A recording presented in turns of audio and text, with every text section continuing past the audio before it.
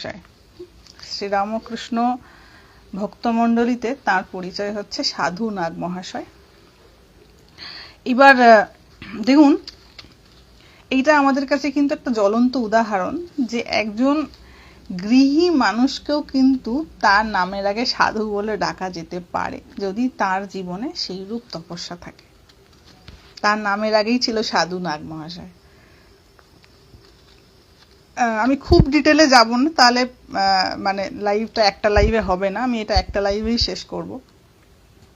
কিছু ছোট ছোট ওনার জীবনের ইনসিডেন্টের কথা বলবো, খুব ছোট্ট ছোট্ট। এবং ওনার ছোটবেলায় মা মারা গিয়েছিলেন। খুব সুন্দর উপদেশ পেলাম। হ্যাঁ, অবশ্যই, মানে যে কোনো ক্ষেত্রে যদি ধরুন না অপশন না থাকে তখন তো সবসময় রিস্ক, মানে আমি সেখানে একদম ফেলিয়ার হবার সম্ভাবনা নিয়েই আমি এগোচ্ছি যদি আমার কাছে কোনো ব্যাকআপ প্ল্যান না থাকে অ্যাবাউট এভরিথিং। আমি একটা কোনো বিশেষ করে বলবো বিবাহ নামক জিনিসে যে আমি এগোলাম একজনের সঙ্গে আমি আমার জীবন শুরু করলাম, বা ধরুন আমার সন্তানাদি হলো, আমি দেখলাম সে সুসন্তান হলো না, আমি কি করব তখন? এইটা কেউ ভাবে না, হলো না। আমার জীবনে এমন একটা কিছু জিনিস থাকা দরকার যে জিনিসটাকে অবলম্বন করে আমি বাঁচতে পারবো, and that backup plan is god. সব কিছুর ব্যাকআপ প্ল্যান, সমস্ত কিছু। এর থেকে ভালো ব্যাকআপ আর কেউ দিতে পারবে না, ভগবানের থেকে সুন্দর ব্যাকআপ কেউ দিতে পারবে না। হ্যাঁ, তো উনি ছোটবেলায় ওনার মাকে হারিয়েছিলেন যখন নাগ মহাশয়ের, মানে ওনার পুরো নাম ছিল দুর্গাচরণ নাগ।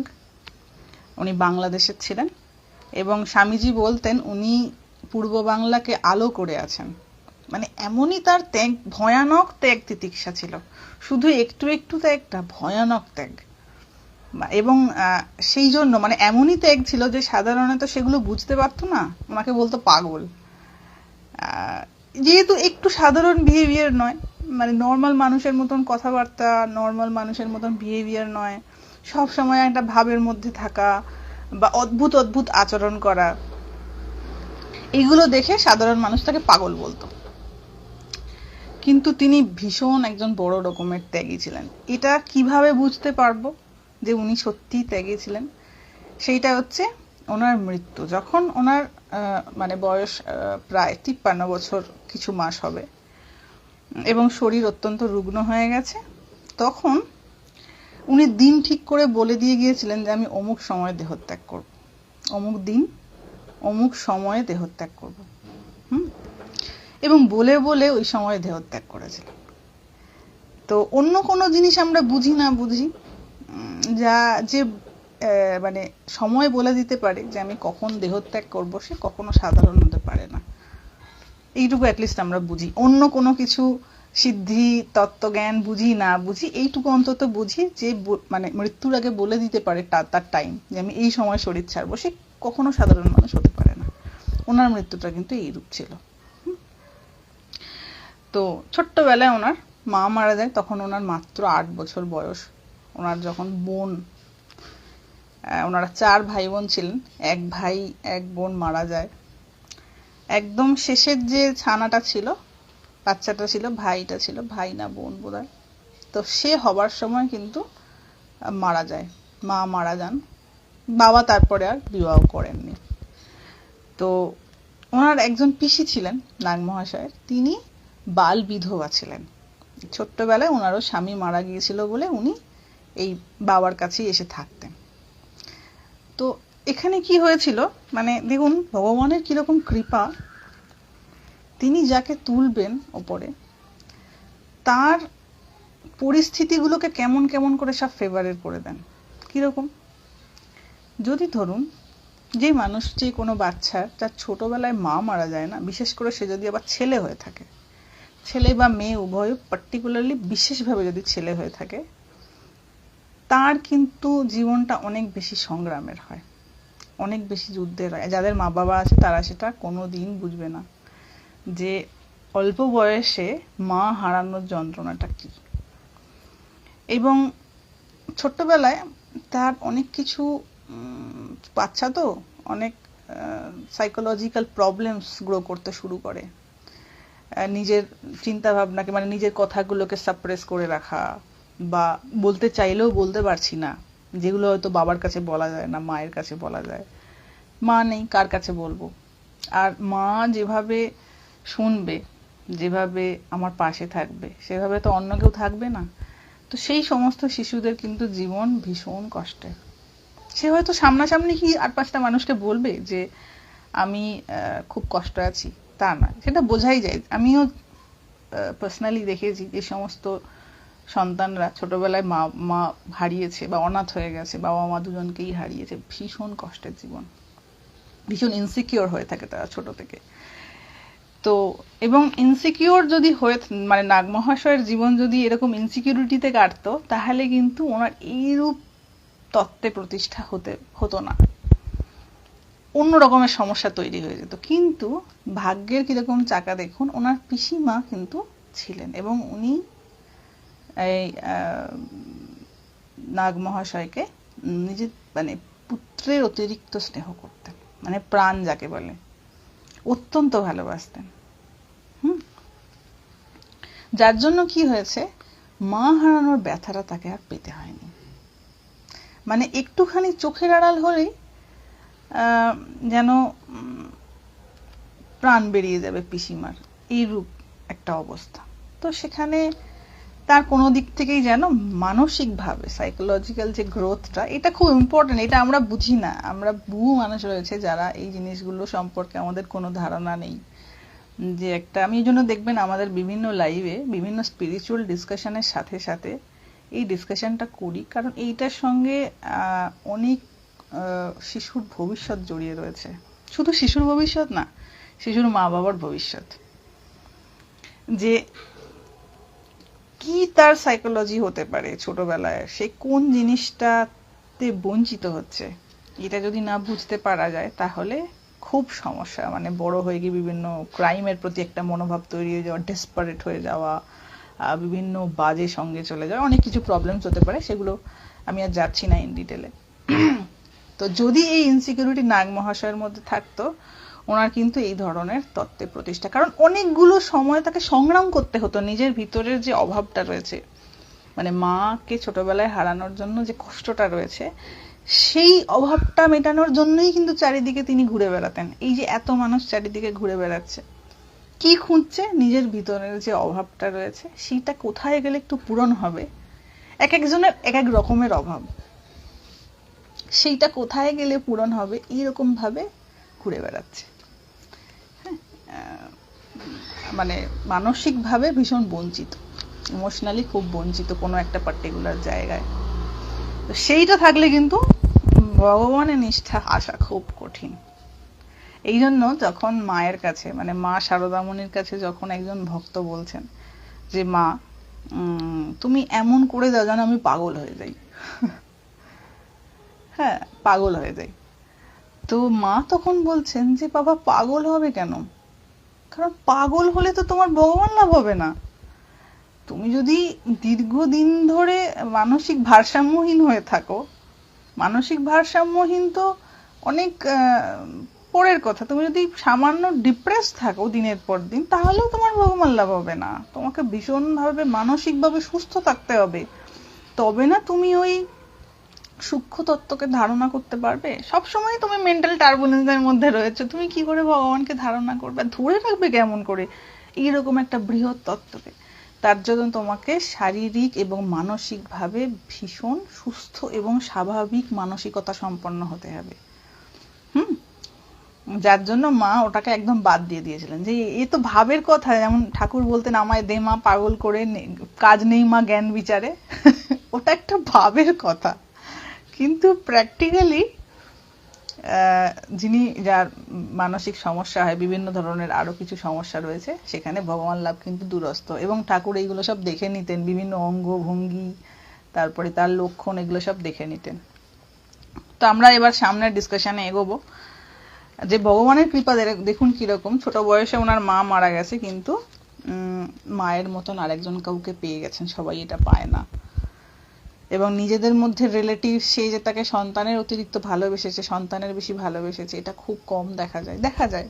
আমি এরকম একজনের সঙ্গে দেখা করেছি এবছর, যে নিজের সন্তান নয়, ভাইয়ের সন্তান, তথাপি সন্তানের অতিরিক্ত ভালোবাসে, স্নেহ করে সন্তানকে।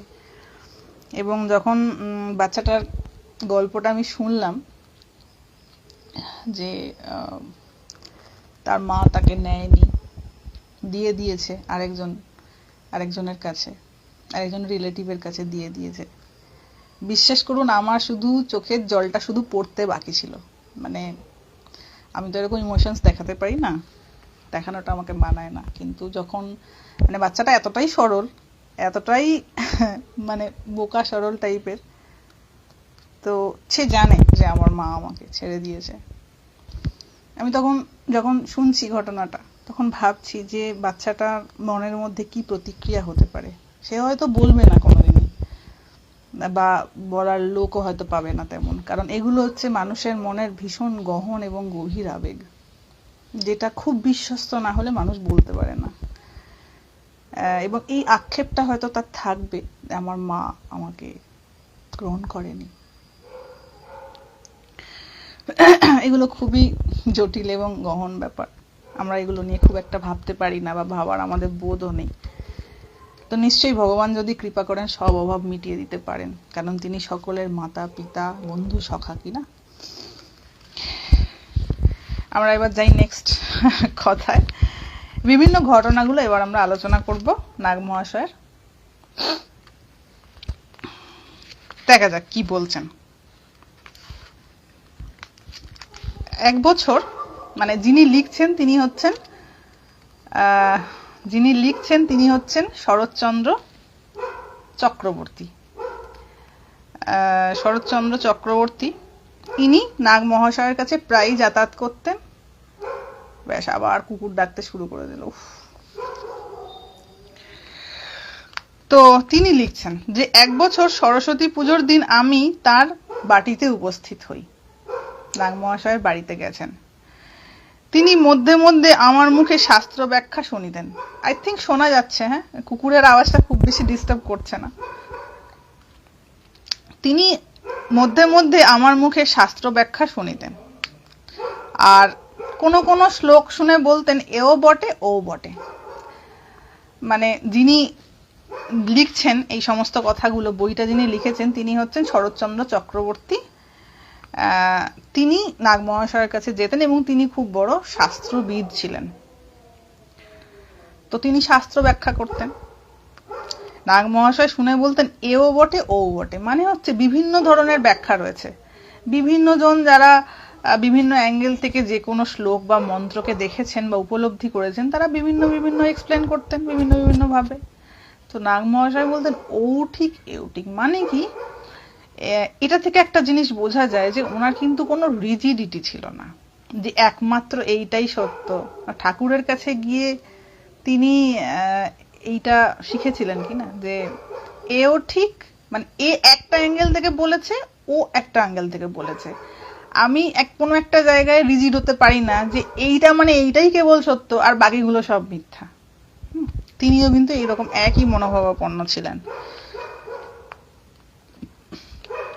এইবার বলছেন যে যেমন অধিকারী তাহার জন্য শাস্ত্রের সেই রূপ ব্যাখ্যা হইয়াছে। যার যতটুকু নেবার ক্ষমতা সেই রকম ভাবে কিন্তু শাস্ত্রের ব্যাখ্যা হয়েছে। ইহাতে ব্যাখ্যাকর্তাদের কোনো দোষ নাই। আসলে ভগবানের নাম জপ করতে করতে বা তার চিন্তা করতে করতে মনটা এমন হয়ে যায় না, সহজে কিন্তু দোষ ত্রুটি চোখে পড়ে না। আর যেটুকুন যা চোখে পড়ে সেটা বোঝানোর মাধ্যমে দূর করা যায়। একান্ত যে বুঝতে পারবে না, সেখানে কঠিন স্ট্যান্ড পয়েন্ট নেওয়া ছাড়া আর কোনো উপায় থাকে না। তো এখানে বলছেন যে ব্যাখ্যাকর্তাদের কিন্তু কোনো দোষ নেই, মানে যে যেমন উপলব্ধি করেছে সে সেরকম বলেছে। আমাদের কিন্তু এইটা হতে হবে, আমাদের মানে ভগবানের চিন্তন করে মনটাকে এমন একটা জায়গায় নিয়ে যেতে হবে যে কেবল আমি যেটা বুঝেছি সেটাই সঠিক, বাকিগুলো সব ভুল, এই ধারণা যেন না হয়। আমি যেটা বুঝেছি সেটা আমার বুদ্ধি অনুযায়ী বুঝেছি, বাকিটা যেদিন আমার বুদ্ধি সেরকম হবে সেদিন বুঝবো। নিজেরটাকেও অ্যাকসেপ্ট করা, অন্যের ভাবনাটাকেও মর্যাদা দেওয়া বা সম্মান দেওয়া, ডিসরেসপেক্ট করা নয়। এই ছিল ঠাকুরের ভাব। এইবার বলছেন, ঠাকুরের বহুরূপীর গল্প উল্লেখ করিয়া বলিলেন ঈশ্বরের অনন্ত রূপ। সত্যি তাই, ঈশ্বরের অনন্ত রূপ।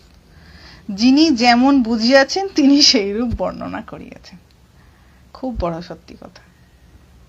যে যেরকম বুঝেছে, মানে যার দৃষ্টিভঙ্গি যেরকম, যার দেখার ক্ষমতা যতটুকু, সে সেই রকম ভাবে বর্ণনা করে গেছে। এই জিনিসটা বোঝা হয় না বলেই যত সমস্যার সূত্রপাত। আমাদের এই ধর্ম ধর্ম করে যে ঝগড়াঝাঁটি, এটার মেন সমস্যাই হচ্ছে এটা যে তিনি যে অনন্ত আর আমার দেখার ক্ষমতা যে অনন্ত নয়, এইটা আমরা মানতে চাই না। আমরা মনে করি ঈশ্বর অনন্ত, আমার বুদ্ধিটাও অনন্ত হয়ে গেছে বোধহয়। কারণ অনন্তকে বুঝতে গেলে তো অনন্ত বুদ্ধি চাই। আমি এটা মানতেই চাই না যে আমার বুদ্ধিটা স্বল্প, সীমিত। তাহলে সীমিত বুদ্ধি দিয়ে সীমিত ঈশ্বর জ্ঞান হয়, পুরোটা বোঝা যায় না।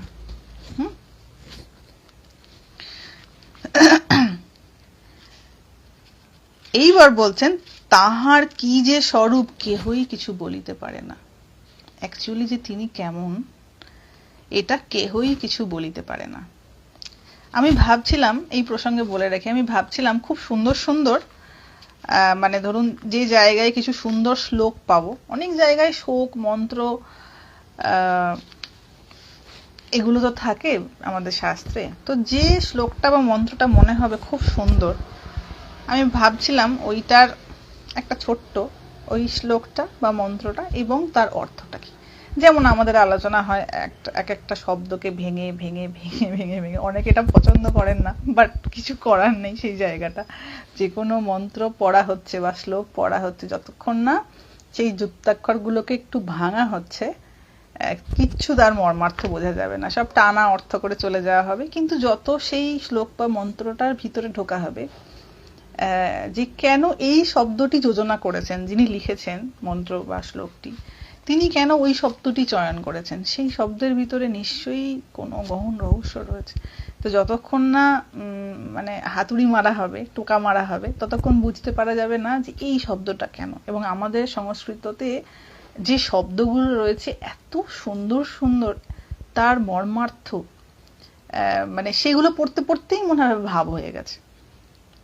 তো সেইগুলো নিয়ে ছোট ছোট আমার একটু ভিডিও বানানোর ইচ্ছা রয়েছে। কারণ এত সুন্দর সুন্দর, দেখুন সারা জীবনে হয়ে উঠবে না, মানে সারা জীবনে সব শাস্ত্র পড়া তো হয়ে উঠবে না, কিন্তু যে যে মন্ত্রগুলো অত্যন্ত সুন্দর বা শ্লোকগুলো অত্যন্ত সুন্দর, সেইগুলো নিয়ে আমার ইচ্ছা আছে যে হয়তো বেশিক্ষণের হবে না, 3 মিনিট 4 মিনিট কি 5 মিনিট, কারণ মানুষের সময় খুব কম, যাতে সেই মন্ত্রটা বা শ্লোকটা তার অন্তত জানা থাকে, কানে শ্রবণ করা থাকে। সকলের পক্ষে তো সেটা শ্রবণ করা সম্ভব হয় না বা পড়ে ওঠাও সম্ভব হয় না, কারণ অনন্ত আমাদের শাস্ত্র।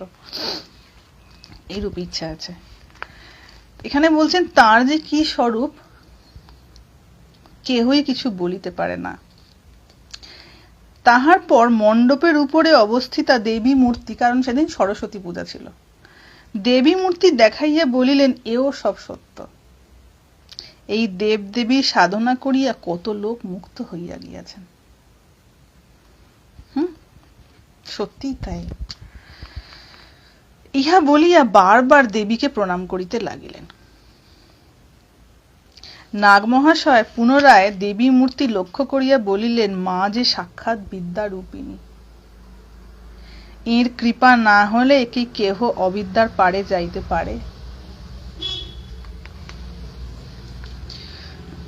সাক্ষাৎ বিদ্যারূপিণী, এইটা এই বিদ্যারূপিণী ব্যাপারটা একটু যদি ভাঙা হয়, তাহলে বলবো দেখুন, যে কোনো জিনিসে জ্ঞান আহরণ করার জন্য কিছু আমাকে অস্টারিটির মধ্যে দিয়ে যেতে হবে। একটা যে কোনো মানুষ, ধরুন আপনি কিছু একটা শিখছেন, সেই শেখাটার জন্য আপনাকে পার্টিকুলার টাইম দিতে হবে। তো এই যে বিদ্যাটা লাভ করার জন্য কি হয়, সবকিছু ফেভারে থাকতে হবে। এটা আমি আগেও এই মহামায়ার কথা আলোচনা করতে গিয়ে বলেছি। যেমন ধরুন আমাদের এই যে লাইভটা হচ্ছে, তো কি কি কন্ডিশন চাই? প্রথমত হচ্ছে আমাকে সুস্থ থাকতে হবে, তৃতীয়ত হচ্ছে ফোনটা আমার ঠিক থাকতে হবে, থার্ড হচ্ছে ইন্টারনেট কানেকশন ঠিক থাকতে হবে। আপনাদের ক্ষেত্রেও কিন্তু তাই, আপনারা যারা দেখছেন প্রত্যেককে মোটামুটি একটা শোনার মতন অবস্থায় থাকতেই হবে। হয়তো একটু কারো শরীর অসুস্থ হলেও হতে পারে কম্প্যারেটিভলি, কিন্তু যেজন শুনছেন, যতজন শুনছেন, তাদেরকে একটু হলেও সুস্থ থাকতে হবে, শোনার মতো অবস্থায়। প্রত্যেকের একটা ফোন থাকতে হবে, ইন্টারনেট কানেকশন থাকতে হবে, আবার ইন্টারনেট কানেকশনটা ঠিকভাবে কানেক্ট করতে হবে। আরেকটা ব্যাপার কি না, ওয়েদারকে ফেভার করতে হবে। প্রচন্ড ঝড় উঠেছে, হয়তো ইলেকট্রিসিটি নেই, আলো না জ্বললে হবে না, আলোটা জ্বলতে হবে। তো আলো না জ্বললে তো লাইভটা করতে পারবো না। মানে আপনারা দেখতে পারবেন আলো না জ্বললে, স্ক্রিনে আলো জ্বলবে, কিন্তু আমি লাইভ করতে পারবো না। আর কি, এই বিভিন্ন, এই যে আমি বসে আছি, ধরুন যদি অত্যন্ত মশা কামড়ায়, করতে পারবো না। অত্যন্ত, এই যে কুকুরটা ডাকছিল, সে যদি আরো জোরে ডাকতো, বা অনেকগুলো কুকুর একসঙ্গে ডাকছে রাস্তার ধারে, হতো না, শোনা যেত না। বা আপনাদের বাড়ির চারপাশে অত্যন্ত জোরে হয়তো কুকুর ডাকছে, শুনতে পেতেন না লাইভটা। তো আমি এই কথাগুলো এই জন্য বলছি যে এই সমস্ত কন্ডিশন যদি ফুলফিল হয়, তবে এই আমার বলারূপ কার্য আর আপনাদের শোনারূপ কার্যটা কমপ্লিট হবে। এটা কখন সম্ভব হয়? যখন প্রকৃতি ফেভার করে। এই এত কিছু জিনিসের কানেকশন একসঙ্গে লাগতে হবে, তবে এইটুকু একটা সামান্য 1 ঘন্টার কার্য সম্পন্ন হবে। তাহলে যে কোনো কার্য সম্পন্ন হওয়ার জন্য কিন্তু কতগুলো যে কানেকশন লাগতে হবে একসাথে অ্যাট এ টাইম, একটু এদিক ওদিক হলেই হবে না সেই কার্যটা। এই হচ্ছে মা মহামায়ার কৃপা। এবং যখন কেউ আধ্যাত্মিক রাজ্যে প্রবেশ করা বা সেই রাজ্যে প্রতিষ্ঠা লাভ করার চেষ্টা করে, তখন কিন্তু আগেই ওই জন্য ভগবানের কৃপা প্রার্থনা, মানে মা মহামায়ার এই প্রকৃতির কৃপা প্রার্থনা করে নেয়। ওই জন্য দেখবেন যখন যুদ্ধ, মহাভারতের যুদ্ধ হয়েছিল, তার আগে কিন্তু শ্রীকৃষ্ণ অর্জুনকে মা দুর্গার স্তব করতে বলেছিল, পূজা করতে বলেছিল। কেন? তার কারণ হচ্ছে যে যদি প্রকৃতি ফেভার না করে, সবার সব ব্রহ্মজ্ঞান কোথায় চলে যাবে, সবার সব জ্ঞান কোথায় লোপ পেয়ে যাবে। এই যে ধরুন কিছু কিছু ক্ষেত্রে, যেমন আর একটা এক্সাম্পল দিই, যখন কুম্ভকর্ণর থেকে মানে কুম্ভকর্ণর ভগবানের কাছ থেকে কোনো বর পাওয়ার একটা সুযোগ এসেছিল, 3 ভাইয়েরই এসেছিল, রাবণেরও এসেছিল, বিভীষণেরও এসেছিল, কুম্ভকর্ণেরও এসেছিল। এরা দুজন যে যার মতন করে চেয়ে নিয়েছে। যে রাবণ চেয়েছিল যে আমাকে যেন এই যক্ষ, দেব, দেবী কোনো কেউ যেন বধ না করতে পারে, খালি নরকে বাকি রেখেছিল।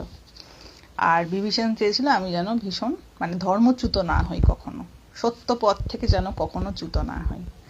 এবার কুম্ভকর্ণ, তার তো বিরাট ক্ষমতা, খুব বড় চেহারা, এবার সে যদি এমন কিছু বর চেয়ে ফেলে তাহলে তো খুব সমস্যা হবে। তখন কি হলো, বাগদেবী, মানে যার মাধ্যমে কথা আমরা বলি, যার কৃপায়, তিনি কণ্ঠে এসে তাকে মোহগ্রস্ত করে দিলেন কুম্ভকর্ণকে। সে কি চেয়ে বসলো না, আমি যেন ঘুমোতে পারি, এরকম একটা, আমি এক্সাক্ট বলতে পারছি না, যেহেতু বেশ কিছুদিন হলো পড়েছি, রামায়ণটা এখনো হাতে পাইনি, হাতে পাই মানে এসে পৌঁছাক।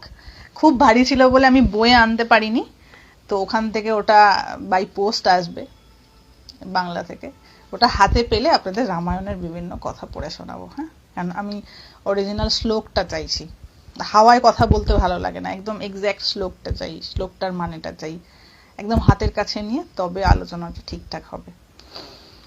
তো কুম্ভকর্ণের গলার মধ্যে বাগদেবী ভর করে তাকে মোহগ্রস্ত করে দিয়েছেন। সে কি চেয়েছে, যাতে বিশেষ করে কিছু চাইতে না পারে, মানে এমন কিছু চেয়ে বসলো হয়তো দেখা গেল যে মানুষের ধ্বংস আরো বেশি হবে। তো সে ঘুমিয়ে থাকার প্রার্থনা করেছে। তাকে সঙ্গে সঙ্গে কি আশীর্বাদ করা হলো, যে তুমি 6 মাস ঘুমিয়ে থাকবে, আবার একদিন জাগবে, আবার 6 মাস ঘুমিয়ে পড়বে। আমরা যেটা বলি 6 মাস ঘুমিয়েছিল 6 মাস জেগেছিল, এটা কিন্তু নয়। আমি যতটুকু পড়েছি, আমি যদিও সংক্ষিপ্ত রামায়ণটা পড়েছি, কারণ বড় রামায়ণটা অনেক বড়, এখনো প্রায় 2 বছর লাগবে হয়তো পুরো রামায়ণটা শেষ করতে। তো 6 মাস ঘুমোবে, 1 দিন জাগবে, এইরকম তার বর ছিল। তো যেটা বলতে চাইছি, দেখুন সামনে আমাদের বরদান করবে বলে ভগবান এসে উপস্থিত, কিন্তু আমি যে চাইবো সঠিক জিনিসটা, আমার কণ্ঠ থেকে মুখ দিয়ে যদি সঠিক কথাটা না বেরোয়, আমি ভুল কিছু চেয়ে ফেলবো। তাহলে বুঝতে পারছেন মা মহামায়ার কি খেলা। সঠিকভাবে সঠিক কথাটা বলার জন্য মা মহামায়ার কৃপা আছে। অনেকে দেখবেন মুখ ফসকে ভুল করে কি বলে ফেলেছে, সেই নিয়ে তার কি সমালোচনা হয় না। ধরুন কেউ একটা কিছু বলছে, খুব এক্সাইটমেন্টে বলতে বলতে বলতে বলতে কি এমন কিছু মন্তব্য করে ফেলেছে, সে হয়তো মুখ ফসকেই বলে ফেলেছে কথাটা, অতটা বিবেকটা কাজ করেনি। এবার সেইটা যেই বলে ফেলেছে, রেকর্ড হয়ে গেছে, এখন তো সব রেকর্ডিং সিস্টেম, সেই নিয়ে সমালোচনার পর সমালোচনা। এগুলো কি বলুন তো, অ্যাকচুয়ালি এগুলো কর্মফল।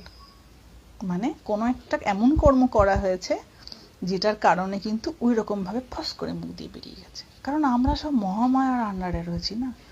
তিনি যে কখন কোন কথাটা আমাদের দিয়ে বলাবেন আর কোন কাজটা আমাদের দিয়ে করাবেন, এসব তার হাতে। যদি আমার প্রার্থনা ঠিক না থাকে, উদ্দেশ্য সঠিক না থাকে, তাহলে কিন্তু সব ভুলভাল হয়ে যাবে। তো এইখানে বলছেন যে মা সাক্ষাৎ বিদ্যারূপিণী। আমি যে কোনো বিদ্যা লাভ করব, আমাকে ঠিক করে বসতে হবে পড়াশোনাটা করার জন্য, আমার শরীরটা সুস্থ থাকতে হবে, আর পরীক্ষার হলে আমাকে একটু কিছু খেয়ে দিয়ে, মানে ভরপেট হতে হবে। যদি খালি পেট থাকে মেমোরি কাজ করবে না। যদি খালি পেট থাকে, খালি পেটের অবস্থায় ধরুন কেউ পরীক্ষা দিতে গেছে, খালি পেট তো এনার্জি চাইতো, পেটে যদি খাবার না থাকে মেমোরিতে প্রবলেম হয়, মানে সঠিকভাবে কথাটা মনে পড়ে না। ওই জন্য পরীক্ষা দিতে যাওয়ার সময় একটু ভরা পেটে। আমিও আপনাদের লাইভ করতে এসেছি, ভালো করে খেয়ে দিয়ে লাইভ করছি, না হলে কানেক্ট করতে পারবে না ঠিক। তো এই হচ্ছে মহামায়ার খেলা।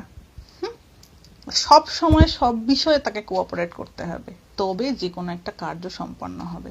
এবং যেটা বলছিলাম যে পরীক্ষা রয়েছে, খেতে হবে ভালো করে, পেট ভরে খেয়ে আমাকে পরীক্ষার হলে পৌঁছতে হবে। শুধু পৌঁছালে হবে না, সঠিক সময়ে সঠিক জিনিসটা মনে পড়তে হবে, হাতের আঙুলটা ঠিক থাকতে হবে, মানে এই নার্ভ সিস্টেমগুলো ঠিক থাকতে হবে। মনে পড়ছে ধরুন, কিন্তু আমার আঙুলটা চলছে না, পরীক্ষার খাতায় লিখতে পারবো না। এগুলো খুব সূক্ষ্ম জিনিস, ভালো করে ভেবে দেখবেন। এবং আমাদের শাস্ত্রে বিভিন্ন যে সমস্ত গল্পগুলো রয়েছে, সেখানে অনেক এরকম ধরনের উদাহরণ রয়েছে, যে তার মধ্যে একটা হচ্ছে কর্ণ। যখন কর্ণ একদম মৃত্যুসজ্জায়, অর্জুন তাকে তীর মারবে, সে এবার তার অস্ত্র প্রয়োগ করবে বলে অস্ত্রটাকে আনয়ন করতে চাইছে, মন্ত্র ভুলে গেছে, মনে নাই, কারণ কি মৃত্যু হবে। আর মা মহামায়া এইবার তো তাকে ফাঁদে ফেলেছে, কিছুতেই মনে পড়ছে না। এতদিন যে অভ্যাস করেছে, তার মন্ত্র মনে পড়ছে না, কারণ মৃত্যু অবশ্যম্ভাবী। তো এইরকম একটা ফ্যাক্টর হচ্ছে মা মহামায়া। আর তাঁরই এই বিভিন্ন রূপ হচ্ছে এই দেবী মূর্তি, যেগুলো আমরা পূজা করি। এইবার বোঝা যাচ্ছে তো যে কেন এই এত রকম ভাবে আমরা দেবীর অর্চনা করি। কখনো মা কালী, কখনো মা সরস্বতী, কখনো মা লক্ষ্মী, কখনো দেবী দুর্গা, কখনো সন্তোষী, কখনো মা চণ্ডী। এগুলো সব হচ্ছে মা মহামায়ার এক একটা রূপ, কারণ তার কৃপা ছাড়া কোনোভাবে সম্ভব নয়, কিচ্ছু কার্য হওয়া সম্ভব নয়, জীবনে সাকসেসও সম্ভব নয়, ফেলিয়ারও সম্ভব নয়। ফেলিয়ার হতে গেলেও তাকে ফেলতে হবে, আর সাকসেসফুল হতে গেলেও তাকে তুলতে হবে। আমাদের তেমন সাধ্য নেই।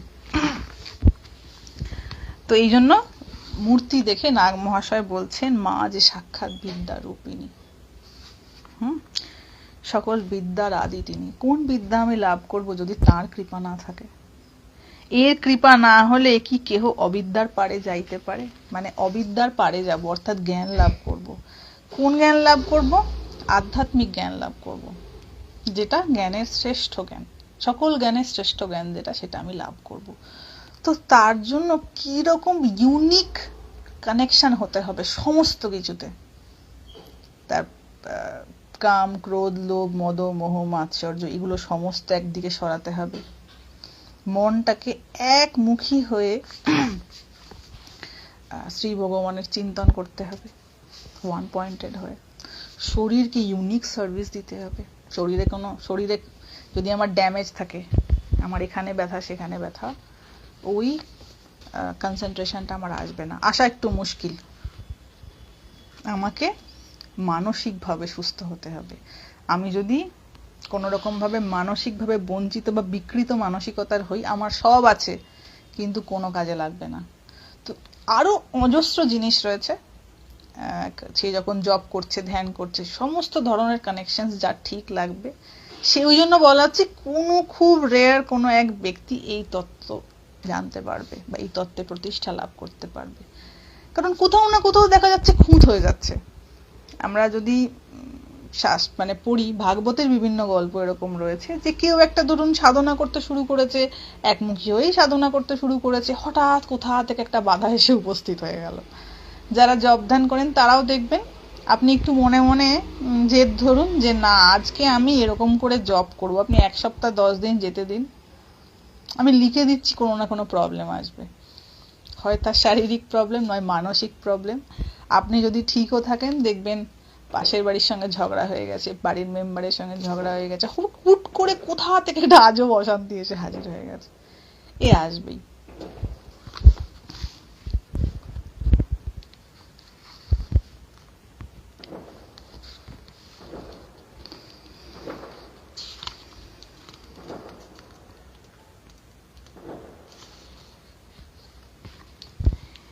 এইবার বলছেন যে মা কি আমার এই খড়ের মাটিতে আবদ্ধ কেবল, তিনি যে অনন্ত সচ্চিদানন্দময়ী, মা যে আমার মহাবিদ্যা স্বরূপিণী। এগুলো সব সত্য কথা, কিচ্ছু ভুল বলেননি। এগুলো সব মানে কোনোটাই হুট করে বলে দেয়া কথা নয়, সবের মানে রয়েছে।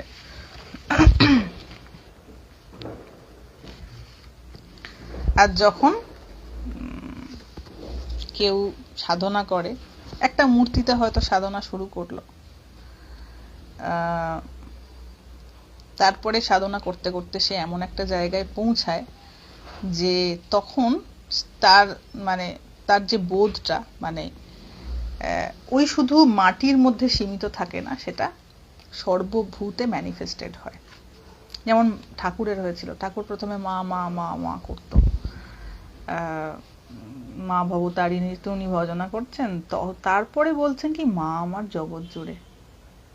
এটাই হয় যারা সাধনা করেন, প্রথমে একটা পার্টিকুলার ইমেজের দরকার হয় স্বাভাবিকভাবে, সেইটার প্রতি যত নিষ্ঠা কাজ করে তখন ঈশ্বর দেখিয়ে দেন যে ও যার ভজনা করা হচ্ছে তিনি কিন্তু শুধুমাত্র যে ওই মূর্তিতেই আছেন এমনটা নয়, তিনি সর্বভূতে বিরাজমান। সেই আইটা তার ধীরে ধীরে ধীরে ধীরে গ্রো করতে থাকে।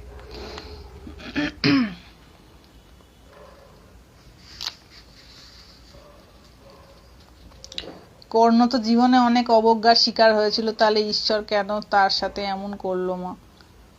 তাতে কি হয়েছে? অবজ্ঞার শিকার হয়েছে বলে অন্যায় করবে সে অধিকার কাকে দিয়েছে? ধরুন কেউ অবজ্ঞার শিকার হয়েছে ছোটবেলায়, কিন্তু অন্যায়ের তার তো এমনটা নয় যে আমি ছোটবেলা থেকে অবজ্ঞার শিকার হয়েছি মানে যেটা অন্যায় সেটা আমাকে করতে হবে বা সেটা আমাকে সাথ দিতে হবে। অবজ্ঞার শিকার হয়েছি, সেটা থেকে বেরোনোর উপায় অন্য। আমি যদি প্রতিশোধের রাস্তায় চলে যাই তাহলে তো সেটা ভালো হয় না। এগুলো নিয়ে আমাদের আগেও বলা হয়েছে, কিছু করার নেই, এটা একটা দুর্ভাগ্য। কিন্তু সেইটার কারণে কর্ণের ভিতরেতে অনেক প্রতিশোধমূলক একটা ভাবনা তৈরি হয়ে গিয়েছিল, যার জন্যই সে দুর্যোধন, সে যে জানতো না তা নয় যে দুর্যোধন কত ভালো মানুষ, সেটা কি কর্ণ বুঝতে পারেনি? নিশ্চয়ই বুঝতে পেরেছে, কিন্তু তার ভিতরে প্রতিষ্ঠা পাবার এমন একটা চাহিদা ছিল, ওই যে ছোটবেলা থেকে অবজ্ঞার শিকার হয়েছে, সেই জন্য এই সবাইকে দেখিয়ে দেবো আর বুঝিয়ে দেবো, তার জন্য যদি অন্যায়ের পক্ষ নিতে হয় নেব, এই জায়গাটা একটু সমস্যা করেছে। সেই জন্যই ভগবান সাথ দেননি। তিনি যদি ঈশ্বরের আরাধনা করতেন, ঈশ্বর কিন্তু তার অভাব মিটিয়ে দিতেন, যদি সৎ পবিত্রভাবে তিনি যদি সৎ পথে থাকতেন। এবং আমার সঙ্গে অন্যায় হয়েছে মানে আমি আরেকজনের সঙ্গে অন্যায় করব, এটা সৎ ব্যক্তির পরিচয় হলো না। দুঃখ থাকতে পারে, সবার দুঃখ আছে, কার দুঃখ নেই জীবনে? সবার দুঃখ আছে, যে অবজ্ঞার শিকার হয়েছে শুধু তার দুঃখ রয়েছে, যে অবজ্ঞার শিকার হয়নি তার দুঃখ নেই, এমনটা তো নয়।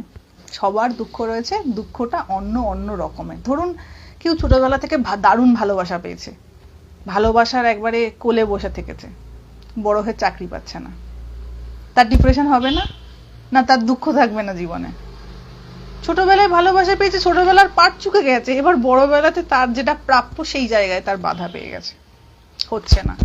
আবার ধরুন কোনো একটা ব্যক্তি ছোটবেলায় খুব অবজ্ঞার শিকার হয়েছে, বাবা মার ভালোবাসা পায়নি, সে একটা খুব ভালো চাকরি পেয়েছে পরিশ্রম করে, তারও দুঃখ রয়েছে, সে চাকরিটা তো পেয়ে গেছে, এইবার মনে হচ্ছে যে কি পাইনি, মনটা সেদিকে পড়ে রয়েছে। তাই প্রত্যেকের দুঃখ এক এক রকম। ওই যে আমি আগে আপনাদের একটা লাইভে বলেছি যে যা পেয়ে গেছি সেটা মাটি হয়ে গেছে, যেটা পাইনি সেটাই সোনা আমাদের কাছে।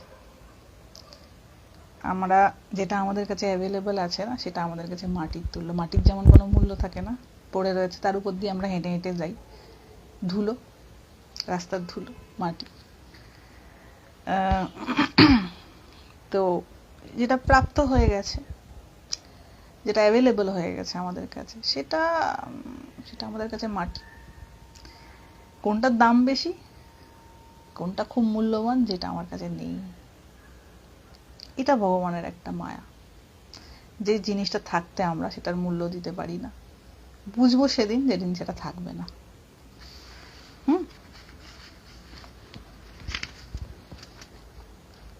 এবং এত কথা হয়ে যায় আসলে, মানে বিভিন্ন বিষয়ে কথা হয় তো।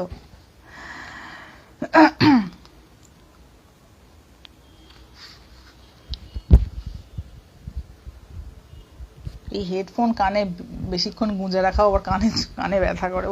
মানুষ যে কি করে ঘন্টার পর ঘন্টা কানে হেডফোন গুঁজে রাখে কে জানে বাবা, আমার তো কিছুক্ষণ থাকলেই মনে হয় অস্বস্তি হচ্ছে। যাই হোক, কি বলছেন এবার ওনার কথাতে আসি। আমার কথা বলার জন্য যতদিন লাইভ আছে ওনার কথায় আসি। বলছেন, গাছের তলায় জাগিয়া বসিয়া থাকার ন্যায় সাধনা দ্বারা আপনাকে জাগরিত করিয়া রাখিতে হয়।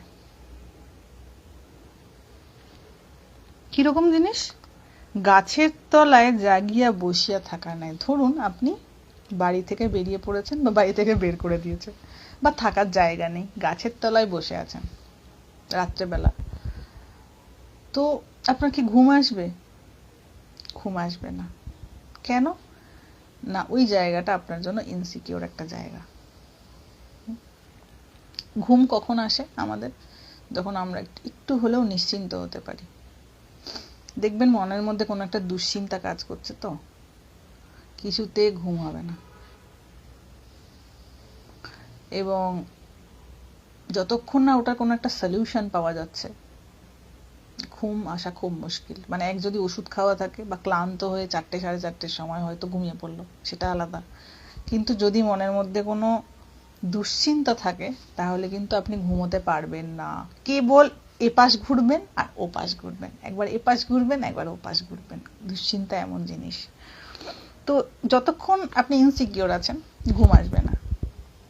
গাছের তলায় আপনি ইনসিকিওর, কখন কোন প্রাণী এসে ছোবল মেরে দেবে, খেয়ে নেবে, কোনো ঠিক ঠিকানা নেই। তাই গাছের তলায় বসে যেমন নিজেকে জাগিয়ে রাখেন, ঘুম পাচ্ছেন কিন্তু নিজেকে জাগিয়ে রাখছেন কেন? যে ঘুমোলে হবে না। ঠিক তেমনি সাধনার দ্বারা আপনাকে জাগরিত করিয়া রাখিতে হয়। মানে সাধনার দ্বারা নিজের এই যে বিবেক, সেইটিকে জাগ্রত করে রাখতে হয়। কারণ বিবেক হচ্ছে এমন একটা অস্ত্র যেটার দ্বারা কিন্তু আধ্যাত্মিক পদের বাধাকে কাটতে হয়। এখন বর্তমানে আমি একটি বই পড়া শুরু করেছি, সেটা হচ্ছে যোগ বশিষ্ঠ, যোগ বশিষ্ঠ সার বলে একটা গ্রন্থ আছে, বেদান্তের গ্রন্থ। সেইটি পড়া শুরু করেছি, যেটুকুন মোটামুটি বলার মতন হবে বলবো লাইভে। সেইখানে একটি কথা লেখা রয়েছে যে বিচার বা বিবেক হচ্ছে মায়ার মারণাস্ত্র। মানে মায়াকে যদি কাটতে হয় তাহলে কিন্তু এই বিবেক থাকাটা খুব দরকার। এটা ছাড়া আর কোনো উপায় নেই মায়াকে কাটার। তো সেই বিবেকের দ্বারা বা বিচারের দ্বারা কিন্তু নিজেকে জাগরিত করে রাখতে হয় সব সময়, যাতে করে বিবেকটা না মোহগ্রস্ত হয়। বিবেক মোহগ্রস্ত হলো মানেই ভুলভাল কাজ হবে। আর একটা জিনিস আপনাদের বলি, এটা আমি নিজে আমার জীবনে প্র্যাকটিক্যাল করে দেখেছি। যে জিনিসটার জন্য, সেটা কোনো ব্যক্তি হোক বা বস্তু হোক বা যা কিছু হোক, আপনার কোনো প্রাপ্তি হোক, আপনি হয়তো ভগবানকে একটু পাশে সরিয়ে, মানে আপনার হয়তো তখন ঈশ্বর চিন্তা করার সুযোগ রয়েছে, আপনি করতে পারেন, কিন্তু আপনি সেই সময়টাতে অন্য একটা কাজ করছেন। অন্য একটা কাজ করছেন মানে হচ্ছে যেটা হয়তো খুব একটা ইম্পর্টেন্ট নয়, কিন্তু আমার মনের বড় ভালো লাগার জিনিস। তো ঈশ্বর চিন্তাটাকে সরিয়ে আমি ওই জিনিসটাকে, সেই এটা ব্যক্তি হোক, বস্তু হোক, যা কিছু হোক, সেটাতে সময় দিচ্ছি। আমার ভগবানকে একটু আমি ভুলে গেছি, এক কথায় বলতে গেলে। বিশ্বাস করুন, ওই ব্যক্তিটি বা বস্তুটি আপনাকে সব থেকে আগে চিট করবে। সব থেকে আগে বিশ্বাসঘাতকতাটা সেই করবে যার জন্য আপনি ঈশ্বরকে ভুলেছেন। এটি যে কত বড় ধ্রুব সত্য, যার জন্য, এটা আপনি নিজের জীবনে দেখে নেবেন। আমি থাকি বা না থাকি, আমাদের লাইফ থাকুক বা না থাকুক, যার জন্য আপনি ঈশ্বরকে ভুলবেন, তাকে সময় দিতে পারবেন না, বিভিন্ন এক্সকিউজ, এই করতে হবে, ওই করতে হবে, সংসারের কাজ, তো সংসারের জন্য আপনি ঈশ্বরকে ভুলছেন তো, বা সময় দিতে পারছেন না, তো বিশ্বাস করুন এই সংসার আপনাকে সব থেকে আগে বিশ্বাসঘাতকতা করবে, আপনার সঙ্গে সব থেকে আগে চিট করবে। সেই দিন একটা আফসোস হবে যে আমি যেটার জন্য সর্বস্ব পরিত্যাগ করেছি, সেই জিনিসটা আমাকে ছেড়ে দিয়েছে। আপনি যার জন্য ঈশ্বরকে ছাড়বেন, সে আপনাকে সব থেকে আগে ছাড়বে, যেই হোক না কেন। এটি মন্ত্রের মতন কথা, কোনো দিন ভুল হওয়ার নয়, কোনো দিন ভুল হওয়ার নয়। এবং সব সময় এই কথাটা মনে রাখবেন, যার জন্য ভগবানকে ভুলবো, সে আমাকে সবার থেকে আগে ভুলে যাবে, যেই কাজটা মিটে যাবে। কারণ এটি ওই কর্মটির ফল, যে মানে মায়া তো ওই রূপে আসবে, একটা দারুণ ইন্টারেস্টিং রূপ নিয়ে। সেইটাতে আমি যদি মোহগ্রস্ত হয়ে যাই, ভগবানকে ভুলে যাই, তো ওই পার্টিকুলার রূপটি আমাকে বুঝিয়ে দেবে যে আমি ভগবানকে ভুলে কত বড় ভুল করেছি, এবং শাস্তি স্বরূপ অনেকটা দুঃখ, ব্যথা, যন্ত্রণা দিয়ে যাবে।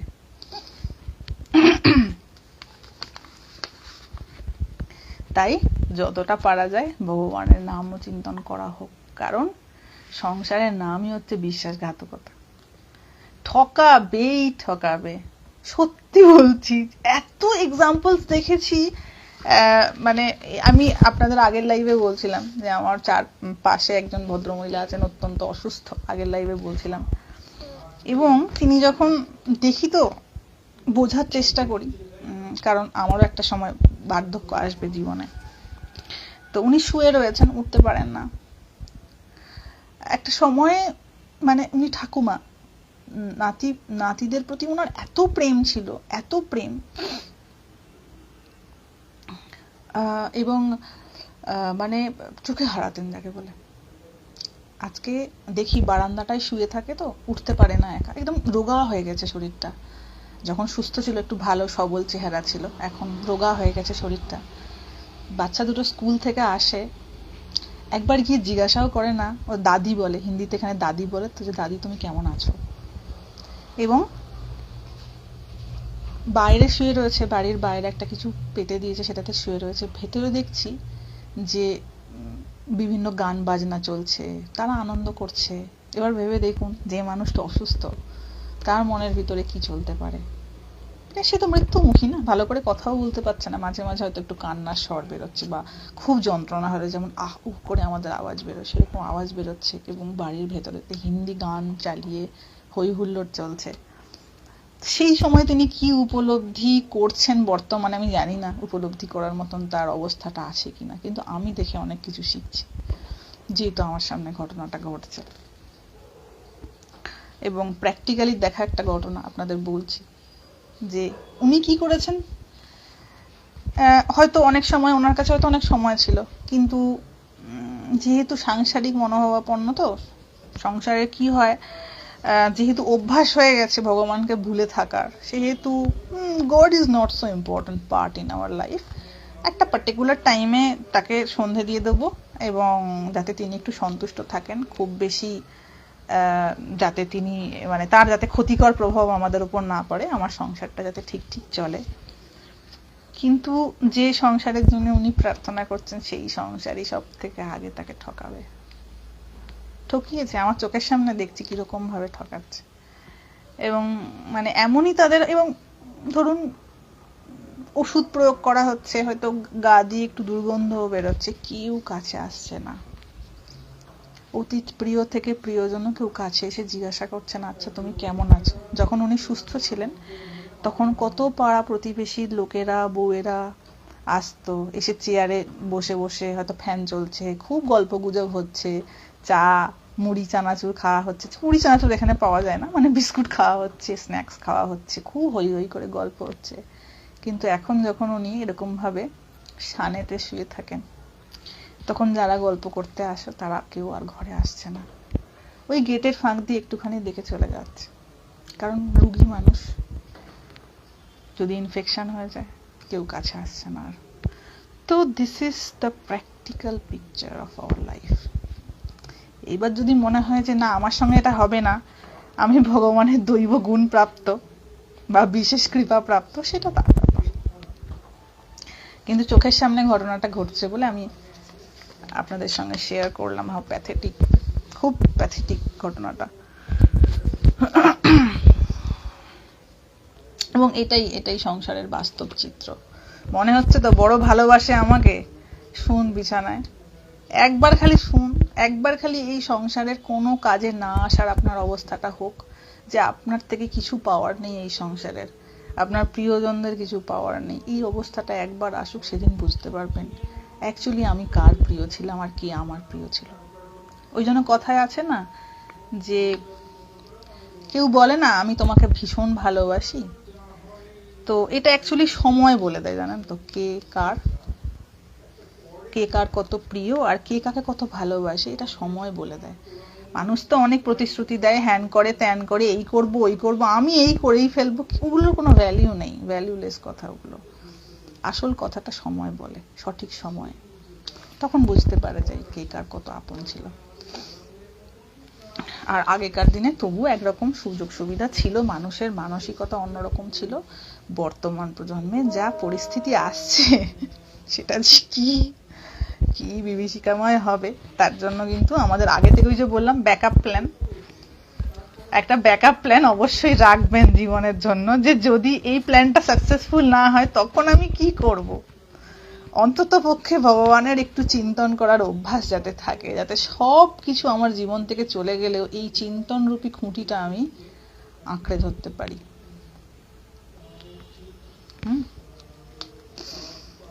ও দেবেই, মানে বললাম না আপনাকে, এটা সব সময় মনে রাখবেন, যার জন্য আপনি ঈশ্বরকে ভুলছেন সে আপনাকে সবার থেকে আগে ভুলে যাবে। এই দরকার পড়লে একটা কাগজে লিখে রাখবেন, আজ যদি বুঝতে নাও পারেন 10-15 বছর পর এটা বুঝতে পারবেন কেন মাতাজি বলেছিলেন।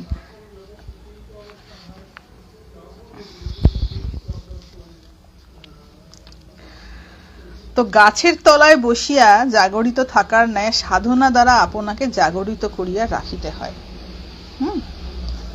কিন্তু ফল তাহার হাতে। আমি সাধনা তো অনেক করলাম, কিন্তু ফল কি পাবো সেটা কিন্তু তার হাতে, ঠিক আছে?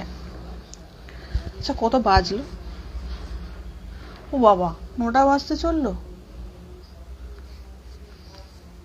এর মধ্যে 9টা হয়ে গেল। দূর দূর, কথা শেষ হয় না 9টা হয়ে যায়। তিনি দয়া করিয়া ফল দিলে তবে জীব সে সকলের অধিকারী হয়, নতুবা নহে। তিনি যদি কৃপা করে ফল দেন, তপস্যার ফল দেন, তবে পাওয়া হয়। তবে তপস্যা করলে তার তো একটা ফল আছে, যে কোনো কর্ম করবেন তার একটা ফল আছে, অবশ্যই আছে।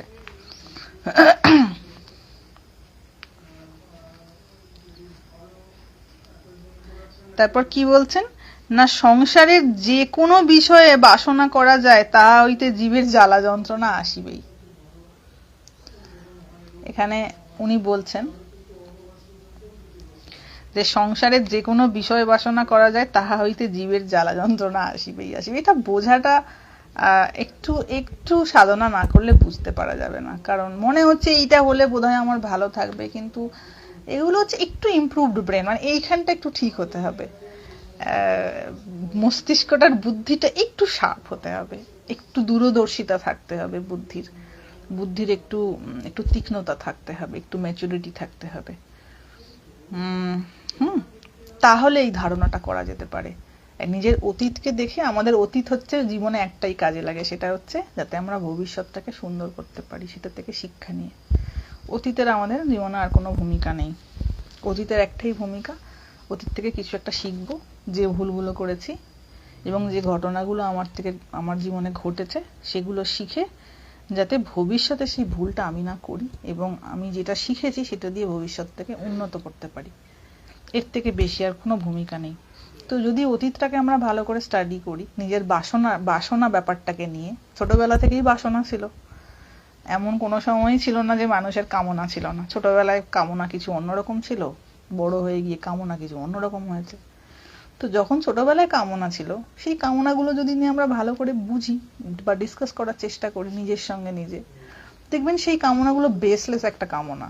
মানে পুতুলের কামনা করেছে ছোটবেলায় মানুষ, খেলনা বাটি, পুতুল বা আরো কত কিছু ছোট ছোট জিনিস, যেগুলো হয়তো জীবনের পার্সপেক্টিভ থেকে কিছুই না, কিন্তু ওই টাইমে আমার মনে হয়েছে ওইটাই আমার সব, ওইটাই আমার খেলার সাথী, ওইটাই আমার জীবন, ওর জন্য আমি প্রাণ দিয়ে দিতে পারি, 2 দিন খাবো না, 3 দিন খাবো না, ভ্যা ভ্যা করে কাঁদবো, কত কি ব্যাপার। কিন্তু আজকের পার্সপেক্টিভ থেকে দাঁড়িয়ে মনে হচ্ছে কি বোকা ছিলাম। ঠিক তেমনি আজ আমার যে চাহিদাগুলো রয়েছে বা বাসনাগুলো রয়েছে, এগুলো কিন্তু আরো একটু ম্যাচিওরড স্টেট অফ এক্সিস্টেন্স থেকে বা পার্সপেক্টিভ থেকে মনে হবে তখনও আমি কত বড় গাধা ছিলাম, বোকা ছিলাম। গাধা যদি নাও ভাবতে পারি, বোকা ছিলাম, কত বড় বুদ্ধিহীন ছিলাম, যে কত বোকার মতন এইসব জিনিসগুলো চেয়েছি। সেইখান থেকে নাগ মহাশয় কি বলছেন, সংসারের যে কোনো বিষয়ে বাসনা করা যায়, তাহা হইতে জীবের জ্বালা যন্ত্রণা আসবেই। যত ধরে রাখার প্রবৃত্তি হবে তত জ্বালা যন্ত্রণা বেশি। ও তো ফসকাবেই কোনো না কোনো সময়, ও তো এসেছেই হাত থেকে ফসকাবে বলে। আমি ওকে ধরে রাখতে গেছি, যত ধরে রাখতে যাচ্ছি তত হাত ছড়ে যাচ্ছে, তত রক্ত বেরোচ্ছে।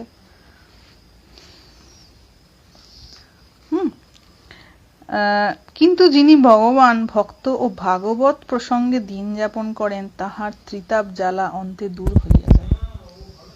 যারা একটু ধ্যান জপ করেন নিশ্চয়ই দেখেছেন যে ভগবানের নাম কীর্তন করার সময় বা তাঁর চিন্তন করার সময় যে একটা শান্তি পাওয়া যায়, সেইটার কিন্তু কোনো ব্যাড ইফেক্ট নেই বা সেইটার কোনো নেগেটিভিটি নেই জীবনে। তো তার জন্য যাতে আমরা একটু ঈশ্বর, মানে এই কথাগুলো বলার একটাই কিন্তু কারণ, যাতে করে আমরা একটু জপ ধ্যান করতে পারি। কারণ স্থূল জিনিস না, এই জীবনে কাজে লাগলো কি লাগলো না, লাগতেও পারে নাও লাগতে পারে। স্থূল জিনিসের কথা বলছি, আমরা যেগুলো চোখে দেখতে পাই, যে জিনিসগুলো নিয়ে আমাদের কাড়াকাড়ি, সেগুলোর কিছু ইউটিলিটি রয়েছে আমাদের জীবনে, কিন্তু জপ ধ্যান করে আমরা যেটা পাবো সেটা আমাদের কিন্তু জন্ম জন্মান্তরে কাজে লাগবে। ওটা আমাদের জন্ম জন্মান্তরের সম্পদ। এই যে ধরুন যে সম্পদগুলো নিয়ে কারাকারি হয়, জন্মের আগেও কারোর ছিল, আমি যখন জন্মাইনি তখন তো কারোর ছিল সম্পদটা, আর আমি মরে গেলে সেই সম্পদটা অন্য কারোর হবে। কিন্তু যতক্ষণ আমি জীবিত আছি আমার মনে হচ্ছে ওটা আমার। এক্ষুনি যদি আমি মরে যাই তখন সেই সম্পদটা অন্য কারোর। তো এইভাবে যত ভাবনা করা হবে, সম্পদ তো দরকার, কিন্তু সেটার প্রতি আঁটটা কমবে। মানে এইটা আমার, ছাড়বো না, সেটার প্রতি লালসা করা বা সেটাতে লোভ তৈরি হওয়া, সেটার জন্য আরো 10টা ছল চাতুরি, অন্যকে ঠকানোর প্রবৃত্তি কাজ করা, এইগুলো থেকে একটু বেরোনোর জায়গা তৈরি হবে।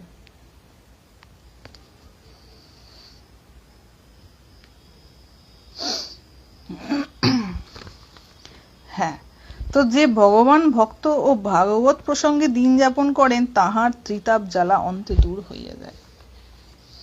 আর যে এটা ওটা কামনে প্রচন্ড যন্ত্রণা, বিশ্বাস করুন, এত যন্ত্রণা, এত কষ্ট,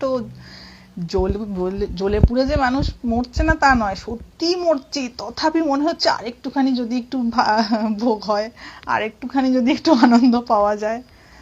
যেটা ঠাকুর বলতেন যে উট কাঁটা ঘাস খাচ্ছে, কিন্তু রক্ত পড়ছে মুখ দিয়ে, কিন্তু তথাপি কিছুতে ছাড়তে চাইছে না, ওই কাঁটা ঘাসটাকেই খেয়ে চলেছে। ওই কাঁটা ঘাসটা থেকেই তার মুখ দিয়ে রক্ত পড়ছে, জ্বালা যন্ত্রণা হচ্ছে, কিন্তু আবার কাঁটা ঘাস খেয়ে চলেছে। তো সেটা উনি যাদের প্রচন্ড চাহিদা বেশি জীবনে, এবং একটুও ছাড়তে শেখেনি, একটুও ইজি হতে শেখেনি, একটুও লুজ করতে শেখেনি নিজের হাতটা, তাদের কিন্তু যন্ত্রণাটা এইরকমই।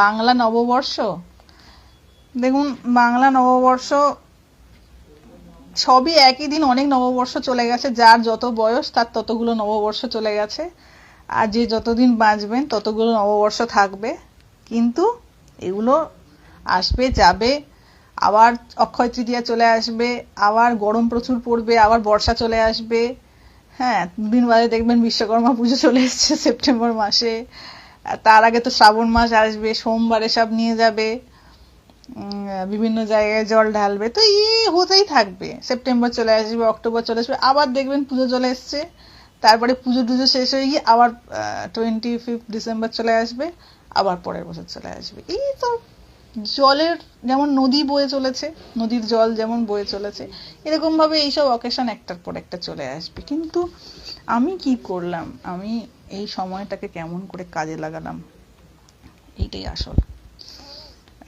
ওই জন্য খুব ভালো করে ভেবে দেখবেন, মানে এগুলো এইরকম একটা ঘটনাতেই অ্যাকচুয়ালি নাগ মহাশয়ের ভীষণ একটা চৈতন্য কাজ করে, যখন ওনার যে পিসিমা ওনাকে প্রাণান্ত ভালোবাসতেন, সেই পিসিমার যখন দেহত্যাগ হয়ে যায়, এবং উনি প্রচন্ড কাঁদতেন পিসিমার জন্য, কারণ কিছু একটা হয়ে গেলে পিসিমা সবসময় হাঁসফাঁস করতেন কোথায় গেল। কিন্তু এখন তো আর পিসিমা নাই, কে খোঁজ করবে, কে ভালোবাসবে? তো উনি প্রচন্ড কাঁদতেন। অত্যন্ত কান্নাকাটি করার পর উনি রিয়েলাইজ করলেন যে যে পিসিমা আমাকে মানে চোখে হারাতেন, আমার কিছু একটা হলে যার প্রাণ বাইরে চলে আসতো, আমি এত কাঁদছি, সেই পিসিমা তো কই আমার কাছে আসছে না, কোথায় গেলেন তাহলে তিনি? তাহলে কি এই কিছু বছরেরই সম্পর্ক থাকে মানুষের সঙ্গে মানুষের? এই প্রশ্নটা তার ভেতরেতে তাকে দংশন করতে শুরু করে, যে এর রহস্যটা কি? তাহলে এইটুকুনি যদি সম্পর্ক, মানে জীবদ্দশায় যতদিন আছে ততদিন পর্যন্ত সম্পর্ক, তাহলে এই মায়া মোহতে জড়িয়ে আর আমার করে একবারে প্রাণের সম্পর্ক তৈরি করে আমার কি লাভ? এইটা তার মনের মধ্যে কাজ করতে শুরু করে। আর এবং ভবিষ্যৎটা কি আমরা জানি না, মানে আজ এই ধরুন আমি আপনাদের সঙ্গে কথা বলছি, সুস্থ স্বাভাবিক, ফট করে মরে গেলাম, কালকে 2 দিন হয়ে যাবে, মাতাজি মরে গেছে 2 দিন হয়ে যাবে, তো এইটা তো কোনো ঠিক নেই। মানে এক্ষুনি একজন আছে, পরক্ষণে সে যদি মরে যায়, সে তখন মৃত, মানে তার জীবদ্দশা ওইটুকুন পর্যন্ত, এবং তার সঙ্গে সম্পর্ক কিন্তু এইটুকুন পর্যন্ত, এইটুকুন পিরিয়ড অফ টাইম। সেটা 10 বছর হোক, 15 বছর হোক, 25 বছর হোক, 50 বছর হোক, 60 বছর হোক, 70 বছর হোক, ওইটুকুন পিরিয়ড অফ টাইমের জন্য রিলেশন, না আগে ছিল আর না পরে থাকবে, এইটুকুন পার্টিকুলার। কতদিন তাও জানি না, সকলের সঙ্গে যে 70 বছর হবে তার ঠিক নেই, কারোর সঙ্গে বড় অল্প সময়ের জন্য। তাই কখন যে সম্পর্কের ইতি হয়ে যাবে, ফুল স্টপ পড়ে যাবে, এটা কিন্তু আমরা জানি না। আর যখনই এটা হয়, অমনি আমরা সঙ্গে সঙ্গে শোকগ্রস্ত হয়ে গিয়ে এটা কেন ভগবান করলে, তাই না? এটা আমাদের মাথায় রাখতে হবে। যে কোনো আমাদের জীবনের সম্পর্ক, বিশেষ করে আমাদের মানুষ জীবন থেকে মানুষ চলে গেলেই তো আমরা সব থেকে বেশি দুঃখ পাই, কষ্ট পাই। তাই যার সঙ্গে যেটুকু সম্পর্ক, সেটা স্বামী স্ত্রী, পিতা মাতা পুত্র, সেই সম্পর্কগুলো, মানে কোন সম্পর্কের সঙ্গে কখন যে সম্পর্ক শেষ হয়ে যাবে, কখন যে সম্পর্কে ইতি পড়ে যাবে কার সঙ্গে, আমরা কিন্তু সেটা জানি না। তার সঙ্গে ওইটুকুন পিরিয়ড অফ রিলেশনই ছিল, পিরিয়ড অফ টাইমের জন্যই রিলেশন ছিল। কারণ ধরুন বিবাহ হয়েছে, 6 মাস পর স্বামী চলে গেল, যায় তো অনেকের, তার সঙ্গে ওই 6 মাসেরই সম্পর্ক ছিল, ওইটুকু টাইমের জন্যই তার জীবনে সে ছিল, বাকি আর নেই, আগেও নেই, পরেও নেই। আগেও শূন্য, পরেও শূন্য, মাঝখানে কিছুদিনের টাইম সেইটাকে সত্য বোধ করে আমরা একে অপরের সঙ্গে ঝগড়াঝাঁটি করে মরি। তুমি কেন আমার সঙ্গে এটা বললে, আমাকে তুমি অপমান করলে, আমি এটা করব না, যাও তুমি মরগে যাও। তো এটা না বললে হতো না। দেখো বাবা, মৃত্যু জীবনের সব থেকে বড় সত্য, এটা অ্যাকসেপ্ট করতেই হবে মানুষকে কখনো না কখনো। হ্যাঁ, এটা তো সত্য কথা, এটাকে না মানার তো কোনো ব্যাপার নেই। আমার মনে হয় জন্মের পর থেকে মানুষের এইটা অ্যাকসেপ্ট করে নেওয়া উচিত যে একদিন কিন্তু সবাই যাবে, আমার চারপাশের মানুষগুলো যাবে, আমার গুরুজনেরা যাবে, আমি যাদের যাদের চিনি তারা সবাই একটা সময় চলে যাবে। এরকম ভাবনা তো কোনো কারণ নেই যে অমুক যাবে না, তো এটা তো হতে পারে না। না, সবাই এসেছে, সবাই যাবে, আমিও যাব, পৃথিবীর সবাই একটা সময় চলে যাবে। তো তাও তো মন মানতে চায় না, সেই জন্যই তো শোকগ্রস্ত হতে হয়। তো যাই হোক, যত বেশি কল্পনা থেকে নেমে এসে বাস্তবের মাটিতে পা রেখে বাঁচা যায়, তার জীবনটা তত সুস্থ, স্বাভাবিক এবং সুন্দর হয়।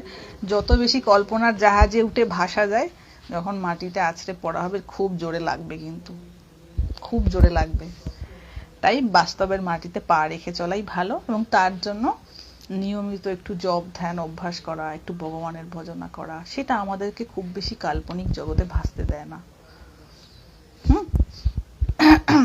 স্বাভাবিক, এটা নর্মাল ব্যাপার। মানে আমি একটা মাঝে মাঝে ভাবি যে এটার মধ্যে অস্বাভাবিকতা কি আছে। ধরুন যে এসেছে পৃথিবীতে, সে তো যে কোনো সময় চলে যেতে পারে, এনি টাইম। কোনো টাইম নেই এটার যে এই পার্টিকুলার টাইমে যাবে, অমুক তিথিতে, অমুক লগ্নতে, না, যে কোনো সময় চলে যেতে পারে। এই জন্যই খুব বেশি অ্যাটাচমেন্ট বাড়ানোতে বারণ করে, শাস্ত্রে মানা করা রয়েছে। এই আসক্তি হচ্ছে দুঃখের কারণ। আমরা খুব বেশি অ্যাটাচমেন্ট বাড়িয়ে ফেলি, খুব বেশি তুমি আর আমার, আমি তোমার করে ফেলি, খুব বেশি প্রাণের সম্পর্ক পাতিয়ে ফেলি। তখন কি হয়, ধূপ করে মানুষটা চলে যায়, তখন আমাদের দিশেহারা বোধ হয় না। হ্যাঁ, মৃত্যু অনিবার্য, এটার মধ্যে এমন কিছু বড় ব্যাপার না। সবাই একটা সময় যেতে হবে, সবাইকে। আমি যখন মানে যখন আমি দেখি আমার গুরু মহারাজ হয়তো শুয়ে আছেন, তখন আমি এটা জানি যে একটা আজকে আমি ওনাকে যদি ডাকি, উনি ঘুম থেকে উঠে পড়বেন। মহারাজ মহারাজ করে ডাকলে ঘুম থেকে উঠে পড়বেন। আমি জানি একটা সময় আসবে উনি উঠবেন না, সেটা আমি জানি। এবং তার জন্য আমি ধীরে ধীরে নিজের মনকে প্রস্তুত করি, কারণ উনি আমার অত্যন্ত প্রিয়। তো তাকেও একদিন আমাকেও ছাড়তে হবে। সব মায়া কেটে গেছে, একটা মায়া রয়ে গেছে। তো এই অন্তিম মায়াটাও ভগবান একদিন কাটাবে। যখন উনি শুয়ে থাকেন আমি সেটা ভাবি, মানে আমি আমার এক্সপিরিয়েন্সের কথা আপনাদের বলছি। যখন উনি হয়তো ঘুমিয়ে থাকেন, আমি হয়তো ঘরে ঢুকে পড়েছি, দেখছি উনি অগরে ঘুমোচ্ছেন, তখন আমি ভাবি যে এখন যদি আমি ডাকি, মহারাজ উঠে পড়বেন, এমন একটা সময় আসবে উনি এরকম ভাবে শুয়ে থাকবেন আর উঠবেন না। তো সেই দিনটা যাতে আমি খুব শক্তভাবে হ্যান্ডেল করতে পারি, কারণ এটা সত্য, I have to accept it. আমি আর 5 মিনিট আছি, ওকে, তারপরে লাইভটা অফ করব। কারো যদি কিছু জিজ্ঞাসা থাকেন করতে পারেন। হ্যাঁ, মৃত্যুর কথা ভাবলে অহংকার অনেকটা কমে। খুব দামি কথা বলেছেন। এই যত সব অহংকারী চারপাশে মানুষগুলো রয়েছে না, সব ভুলে গেছে আমি একদিন মরবো। যেই এইটা মাথার মধ্যে চলে আসবে না যে আমি কতদিন এই দাপটটা দেখাতে পারবো, তখনই দেখবেন মানে নিশ্চিত রূপে মাথা নত হয়ে আসছে। মাথা নত হওয়া মানে হচ্ছে শুধু মানুষের কাছে মাথা নত না, নিজের কাছে নিজের অহংকারের মাথাটা নত হয়ে আসবে।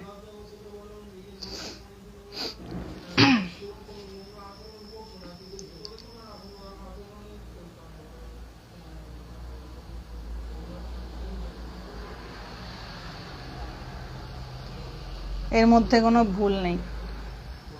এটা খুব সুন্দর কথা বলেছেন যে সত্যি যখন মৃত্যুর কথা ভাবা হয়, তখন কিন্তু অহংকার ধীরে ধীরে চলে যায়।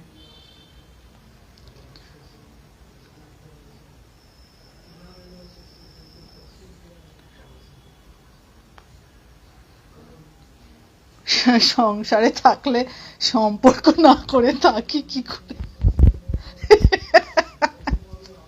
মহা জটিল সমস্যা। দেখুন, এমন একটা প্রশ্ন করেছেন। দেখুন, মন তো আমাদের একটাই, হয় সেটা ঈশ্বরের দিকে যাবে, নয় সেটা বিষয়ে যাবে। হ্যাঁ, মানে মন একটাই, কিছু না কিছু সেটা ভাববেই। হয় সেটা ঈশ্বরের কথা ভাববে, নয় সেটা ঈশ্বর ভিন্ন অনিত্য বিষয়ে কিছু একটা কথা ভাববে। এইবার সাধুরা এটার কি উপায় বলে গেছেন, বা মহাপুরুষরা কি উপায় বলে গেছেন?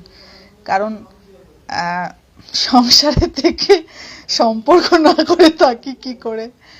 তো এটার একটা উপায় হচ্ছে কি, যদি আমি একটু একটু বিচার করি, একটু সৎ গ্রন্থ পাঠ করি, সেই সৎ গ্রন্থগুলো পাঠ করলে কি হবে, আমার ভিতরেতে বারবার বিবেকের অগ্নি জাগরিত হবে, বিবেকের অগ্নিটা জ্বলে উঠবে। যত বিবেকের অগ্নি জ্বলবে ততই আমি কোথায় কি ভুল ভ্রান্তি করছি, কোথায় কোন মায়ায় জড়িয়ে পড়ছি, এইটা বারবার সে আমাকে মনে করিয়ে দেবে। সেখানে আমি যতটা আটকানোর ততটা হয়তো আটকাবো না, একটু কম আটকাবো। আমি বলছি না যে একেবারে আটকানোটা চলে যাবে, সংসার তো মায়ায় হবেই, কোনো না কোনো আটকানো হবেই, কিন্তু হয়তো আটকানোটা একটু আলগা হবে, মানে একটু ধাক্কা মারলেই খুলে চলে যাবে, এরকম আটকানো হবে। খুব বেশি জাঁকিয়ে আটকে ধরলে তখন হাতুড়ি নিয়ে এসে আটকানো খুলতে হবে, সেটা বড় কষ্টদায়ক।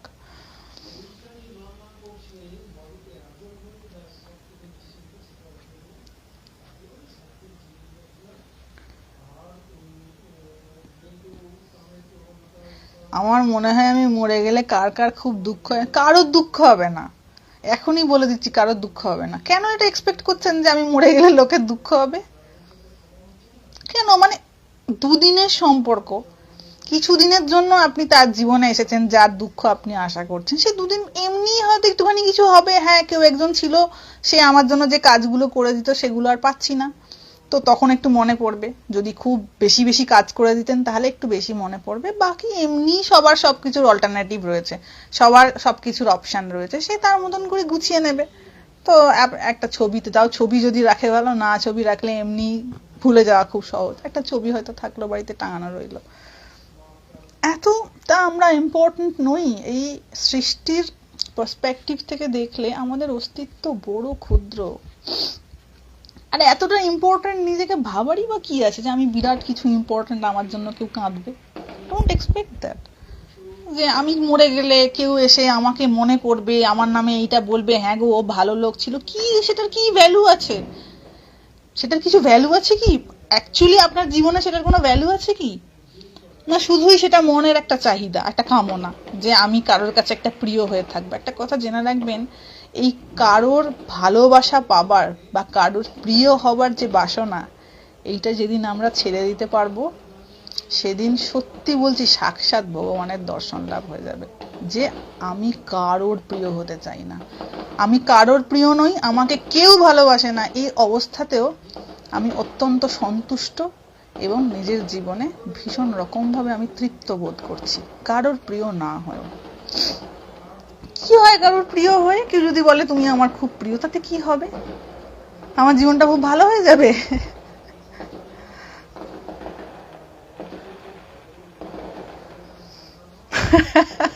হ্যাঁ, যদি আমাদের এক্সপেকটেশন গুলো আমরা খুব সূক্ষ্মভাবে আলোচনা করি, দেখবেন খুব হাসি পাবে যে আমি কত বড় বোকা, কি সব মনে মনে আশা করে বসে রয়েছি।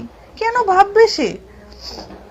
আর কেনই আমি আশা করবো যে কেউ ভাববে আমি মরে গেলে, বা আমার কথা মনে করে করে সে কাঁদবে? কেন মনে করবে? তার নিজের জীবন আছে, সে তার সুখের পিছনে দৌড়বে, তারও সামনে মৃত্যু ধাবমান, মানে তাকেও মৃত্যু তাড়া করছে। আমাদেরকে যেমন ধরুন মৃত্যু তাড়া করছে, তো যারা বেঁচে রয়েছে তাদের মৃত্যু তাড়া করছে না?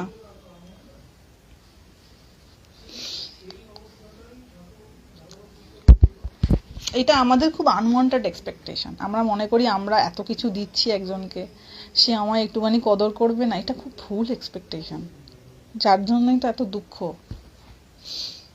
যে অমুক আমাকে দাম দেবে। দাম, নিজের কাছে নিজের দাম এত কম যে আমরা বড্ড লোকের কাছে দাম পেতে চাই, বিশেষ করে প্রিয়জনদের কাছে, যে একটু দাম দেবে।